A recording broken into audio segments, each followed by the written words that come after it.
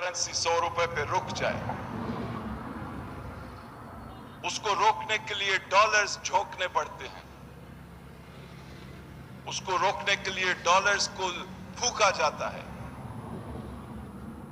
और जनाब speaker dollars फूंके गए। मईशत में इस्तेहकाम आ गया। पैसे बचाने के लिए हमने जो फैसले किए कोई और न कर पाया था।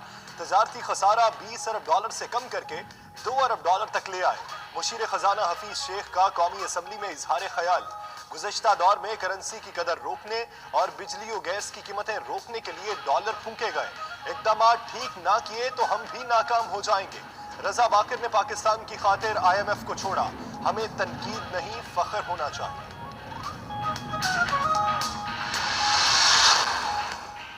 हुकूमती इक़दामात से 2 दिनों में कीमतों में कमी आएगी। अवाम यूटिलिटी स्टोर्स पर जाएं और मुस्तफ़िद हों। मुशीर खजाना हफीज शेख का मशवरा। अगले चंद माह में कामयाब जवान प्रोग्राम के तहत 2000 यूटिलिटी स्टोर्स खोले जाएंगे। रमजान से पहले राशन कार्ड का इजरा करेंगे। गरीब अफराद को 19 अशिया 25% रियायती नरखों पर मिलेगी।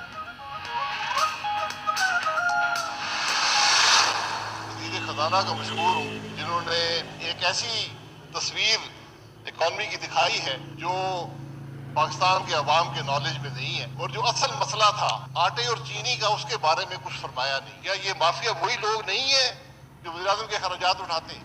एक स्पेशल कमेटी बनाए, पाकिस्तान के अवाम को बताएं कि ये 1 जनवरी से आज तक 60 अरब का डाका पड़ चुका है। जब लोग सड़कों पर निकल आए तो कोई जगह ना होगी। मुशीर खजाना ने मईशत की वो तस्वीर दिखाई जो किसी ने नहीं देखी। शाहिद खाकान अब्बासी की जवाबी तकरीर। आटा 40 से 70 और चीनी 53 से 90 रुपए हो गई।